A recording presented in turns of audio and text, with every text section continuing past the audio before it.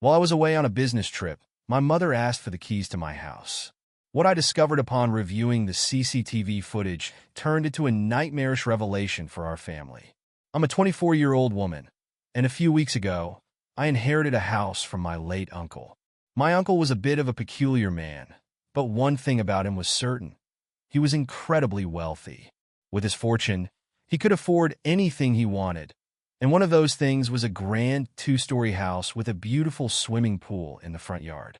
Although he was a bachelor for most of his life, passing away at 60 only a few months ago, he had no real need for such a large house, but he bought it anyway, almost on a whim. It became a blessing in disguise for me. When my uncle passed, he left his fortune, mostly in property and assets, to a select group of family members, and I was fortunate enough to be one of them. I inherited $75,000 in cash and this stunning house, while a few other relatives split the rest of his wealth. I moved in here just 2 weeks ago, and while I still have boxes to unpack, I've already fallen in love with the place. The house feels like a sanctuary, a legacy of sorts, and every room seems to whisper stories of the man who once lived here. My parents were aware of my move and even visited me the day after I settled in. My mother came, bringing along her stepdaughter, a 16-year-old girl I had met a few times but never really clicked with. It struck me as a little odd, considering I had only invited my mom, but I didn't say anything. It wasn't like I had anything against her stepdaughter, but I never felt the same warmth or closeness from her. She always kept her distance, her interactions with me cold and curt, even though I'd made an effort to be kind and welcoming. For some background, my parents have been divorced for over 20 years, and though they separated when I was just 4, they maintained a cordial relationship. They never let their differences affect me, and from what I understood, they split because they realized they weren't suited for each other, but they stayed good friends. Growing up, I was close to both of them. However, after my mother remarried a couple of years ago, things began to shift. There was a noticeable change in her behavior. She became more distant, more preoccupied with her new family. She and her husband had been together for 2 years before they wed, and I had met him several times. We got along fine, but I didn't expect her to drift so far away once she was married. I try not to take it personally. She had a new life, a new focus, and now that I was an adult, I didn't need her as much. My dad, on the other hand, remains single, and we've grown much closer in the past few years. I've spent a lot more time with him, and if I'm being honest, I feel more connected to him now than I do to my mother. This house, however, was a big deal to me, a major milestone. It was something I wanted to celebrate with both of my parents. Yet when my mother came, her behavior felt so strange. It wasn't like it used to be. There was an awkwardness, an emotional distance that hadn't been there before. Even her daughter seemed to adopt a similar coldness, as though we were all meeting for the first time. They weren't relaxed or warm, not like they once had been, but I didn't want to address it out loud. Doing so would only make the situation more uncomfortable. So, I chose to let the silence speak for itself, even if it pained me a little to do so. For the past couple of years, I've had to accept that my relationship with my mother had changed. We'd only managed to meet a handful of times, mostly around the holidays, and even though those visits were brief and infrequent, they were still a reminder of the closeness we once shared. She still had that charm, that easygoing warmth, even after all the time apart. But this time, when she visited my new home, things felt different. There was an unmistakable tension in the air, one I couldn't quite place at first, but I suspected it had something to do with her stepdaughter being there. I wasn't entirely sure, though, and I didn't want to make things more uncomfortable by bringing it up. When my dad walked through the door, the first thing he said was how perfect the house was for me. He smiled proudly, like he was seeing me in a new light, and I felt a wave of relief. My mom, though, only nodded in agreement. It was as if she was there physically, but not emotionally. I wanted to brush it off and focus on the positive, so I casually mentioned how I'd like to host Christmas dinner at my place this year. My dad's face lit up with genuine excitement, but my mom, her lips pressed together, and her daughter's silence mirrored hers. The air between us was thick with unspoken words, and I couldn't shake the feeling that something was off. I should have realized then that there was more beneath the surface, but I chose to ignore it, hoping things would smooth over. A week later, I found myself faced with an unexpected business trip. My company had scheduled a meeting with a new client located several hours away, and while I was hesitant to leave, my boss insisted they needed me there. So, reluctantly, I agreed, especially since they'd offered me a free stay at a hotel for the weekend, turning it into a mini vacation of sorts. The only problem was the timing. I had been eagerly anticipating a package, a rare collector's edition game, scheduled to arrive on the same day I was set to leave. It wasn't just any package. It was a gift from my boyfriend, something I'd spent weeks carefully choosing for our 3rd anniversary, which was fast approaching. If I missed it, the package would be sent back, and I might have to wait weeks, maybe longer, before I could get it again. I first thought of asking my dad to help me out, to be there and receive it on my behalf, but he was also out of town. He had taken a weekend trip to the beach with his friends and wouldn't be back for days. My boyfriend was the next logical option, but I couldn't risk ruining the surprise by letting him in on the secret. I reached out to a couple of friends, but the timing just wasn't working for any of them. I was running out of options, and it was starting to feel like the universe was conspiring against me. With no one else left to ask, my thoughts reluctantly turned to my neighbors. They were all corporate professionals, middle-aged, stiff, and unfriendly. They didn't exactly make me feel welcome in the neighborhood. And to be honest, I wasn't thrilled at the prospect of turning to them for help. They didn't like me much, probably because I was too young, too different from the image of the perfect neighbor they were used to. But as I weighed my options, it seemed like I had no choice but to swallow my pride and ask them, no matter how awkward it would be. I didn't want to involve my mother. Not after the strange encounter we'd had when she visited. I just knew she'd make some excuse to decline, and honestly, I didn't feel like dealing with any more weirdness from her. After her remarriage, she'd barely called, and when she did, it was always because she had a specific reason. Our conversations had become sparse and strained. But then, out of nowhere, my phone rang. It was my mom, the one person I hadn't even considered reaching out to. I couldn't help but feel a mixture of surprise and apprehension as I answered. Had she sensed the distance between us? Or was it simply coincidence? I didn't know, but her call seemed to carry the weight of something unsaid, and I found myself wondering if this moment would change everything. I waited patiently for my mother to get to the point, but when she finally did, I was taken aback. She asked if I would be willing to vacate my house for the weekend, so she could use it to host her book club meeting. She promised it would only be for one day, and she assured me that she would cover any expenses I incurred for the day, even offering to pay for my time away. The reason, she explained, was that her husband would be home that weekend, making it difficult for her to host the meeting at their place. The timing, she said, worked out perfectly. Her meeting would fall on the same weekend I was already planning to leave for my business trip. At first, I didn't find it suspicious. My mother had been a member of a book club for years, and I knew she was passionate about it. Plus, my house was a little outside of her neighborhood, so it made sense that she'd want a more neutral location. I was just relieved that I could go on my trip without having to worry about the package that was supposed to arrive. Without much hesitation, I agreed to let her use the house. I wouldn't have to vacate it, since I was already leaving, so it seemed like a fair arrangement for both of us. 2 days ago, I handed over the keys to my mother around 1 p.m., waved goodbye, and set off on my trip. The meeting with the client was scheduled for 9 a.m., which meant it didn't make sense for me to leave early. I knew it would be a long drive, 7 hours in total, but I'd been looking forward to the solitude, the time to clear my mind on the road, and the opportunity to unwind with a spa visit once I got to the hotel. But just as I was settling into the drive, around the 5th hour, I received a call from my boss. He informed me, with surprising nonchalance, that the client had canceled the meeting. Apparently, the man had suffered a severe allergic reaction to something he had eaten earlier that morning and was now in the hospital. I could feel my irritation bubbling up inside me. It wasn't just the inconvenience of the situation. It was the wasted time, the gas, the effort. But there was nothing I could do, so I accepted the reality of the situation and decided to stop at a restaurant for a meal, hoping to calm my frustration and figure out what my next step should be.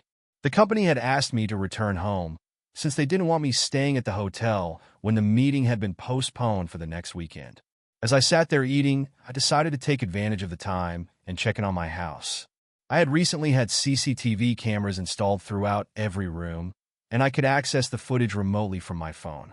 I had been eager to see how well they were working, so I logged in and began to scroll through the live feeds. What I saw made my stomach drop. The living room, where I had expected to see a handful of women gathered around discussing books, was packed.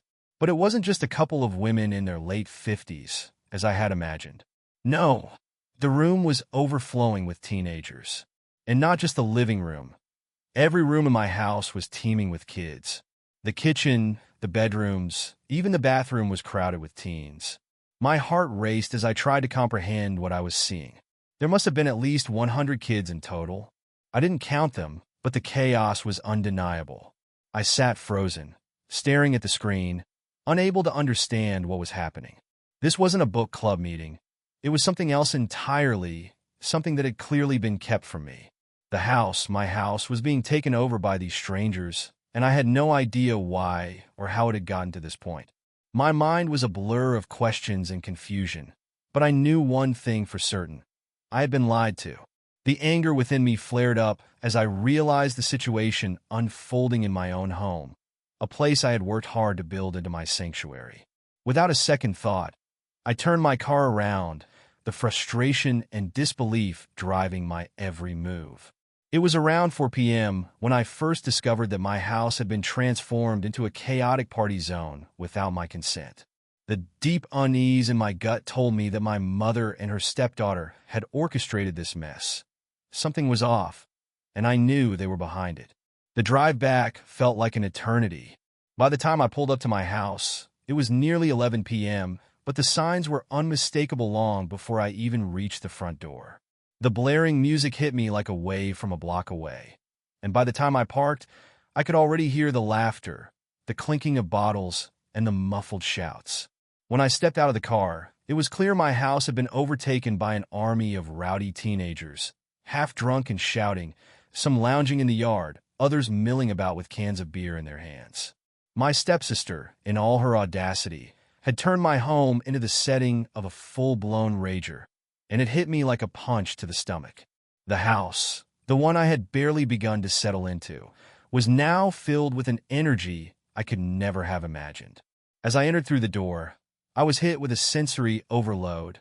The thumping music was ear-splitting, vibrating through my chest as if the very walls were shaking. The air was thick with the pungent odor of cheap beer and sweat, an unmistakable smell of reckless abandon. The once serene space was now a battlefield, filled with bodies, some dancing, some making out in corners, others just standing around, puffing on vapes, all of them oblivious to my presence as I squeezed through the crowd.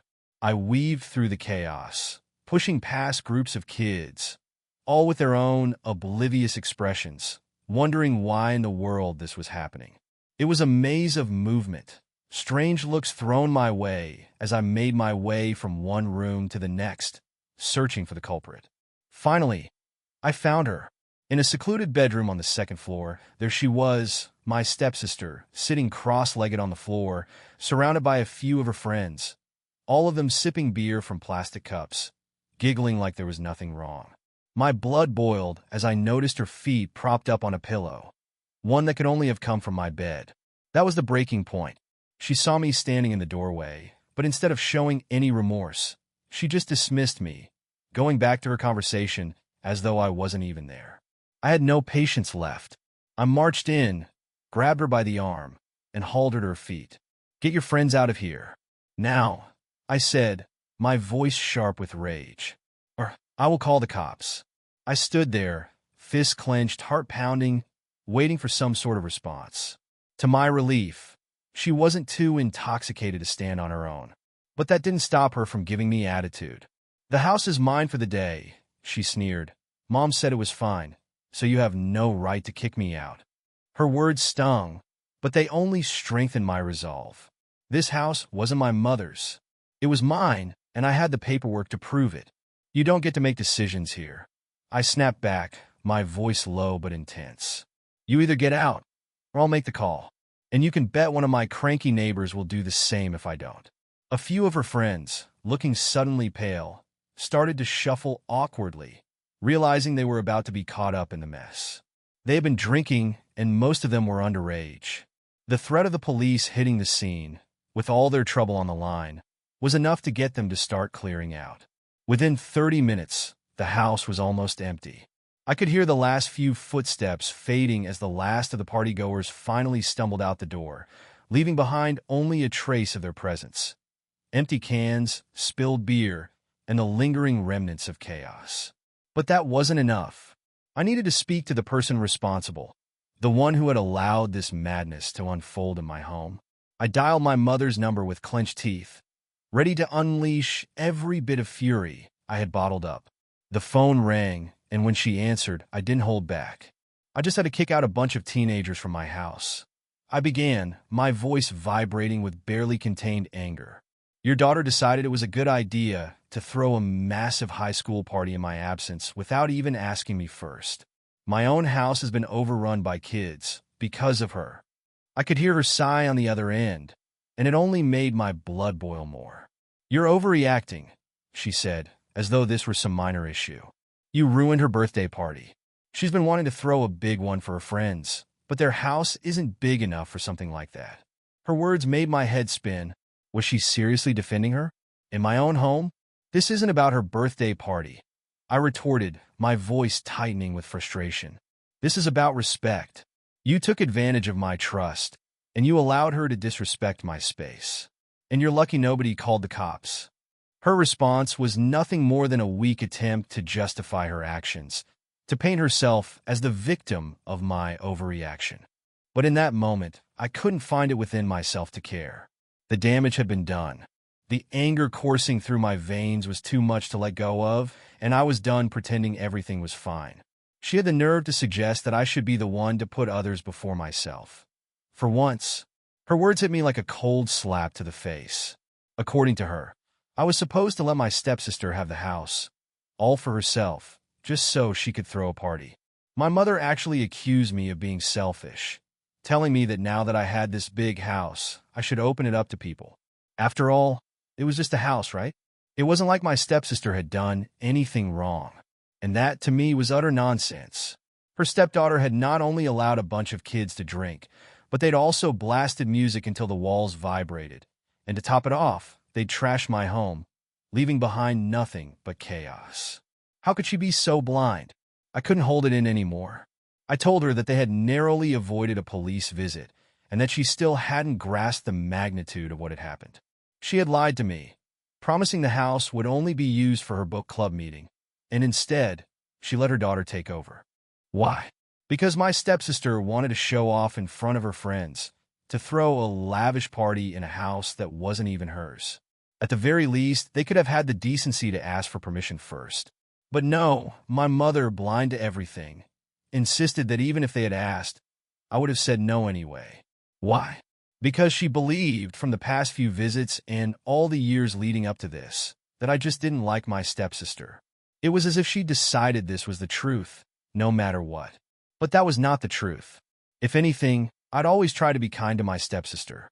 I reached out to her, made an effort to bond, but every single time, she was cold, distant, and indifferent. She treated me like I was a stranger, and at some point, I realized I wasn't about to waste any more time on a relationship that was one-sided. I was done trying to win over someone who clearly had no interest in me. The argument dragged on, each word feeling like a sharp sting, but in the end, I knew there was only one thing left to say. I told my mother, with every ounce of firmness I had, that she was the one who had to clean up the mess her daughter had made. There was no way I would be cleaning up after a group of teenagers who had completely destroyed my home. It was my house, after all, and I had more than enough work ahead of me as it was. But my mother, without missing a beat, refused.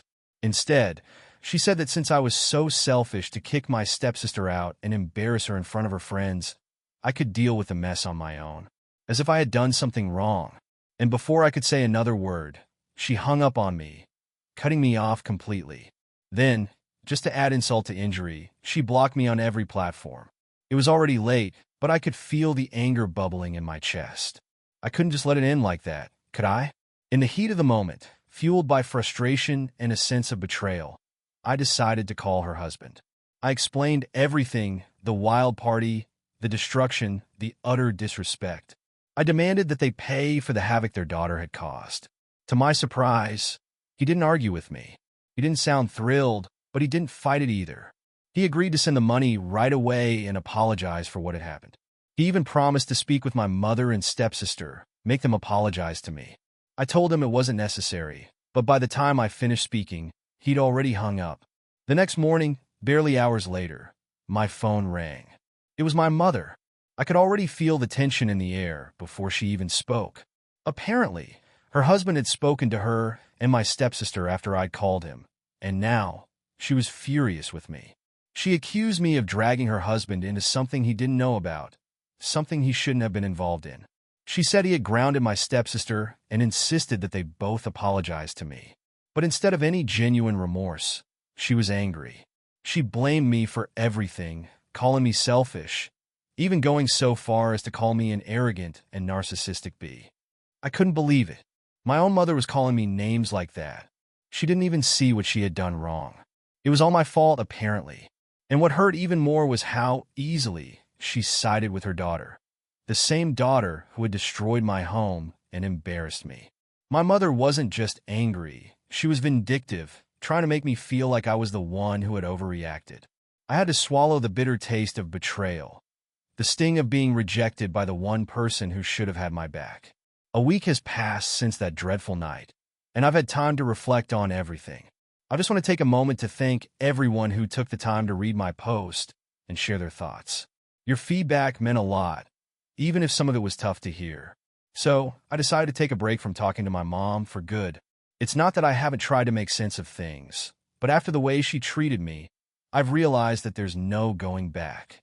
I used to think it was all about her husband, that he was the reason she distanced herself from me and my dad, but now I see the truth. It's her stepdaughter. My stepsister is the one who clearly doesn't like me. And for the life of me, I can't understand why. I've done my best to be kind to her, even though she's always acted like a spoiled, arrogant brat. I've tried, but she's always kept me at arm's length, and honestly, I'm just done with it. Do I feel betrayed? Of course I do. Does it hurt that my mother chose her stepdaughter over me? Absolutely. It sucks.